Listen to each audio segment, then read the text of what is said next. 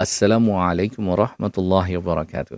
Kita tidak dapat merubah apa yang telah terjadi. Sejarah-sejarah silam kita, mungkin ibu bapa kita, datuk nenek moyang kita sekalipun. Apa yang telah terjadi, telah terjadi. Semua itu boleh jadikan sebagai satu pengajaran. Kita boleh memperbaiki diri kita, anak-anak kita, isteri kita, kita jaga diri kita, ahli keluarga kita, anak-anak kita daripada siksa api neraka. Maka kita beritahulah tentang mengesakan Allah Subhanahu Wa Taala, mendapatkan keridhaan Allah Subhanahu Wa Taala. Bagaimana? Kita ikuti contoh-contoh Nabi Muhammad sallallahu alaihi wasallam. Kita harus pelajari dan rasakan nikmat kemanisan beriman. Kita jaga hati kita, mulut kita, mata kita, pemandangan kita, semuanya untuk Allah Subhanahu Wa Taala. Kita lawan kejahatan dengan kebaikan.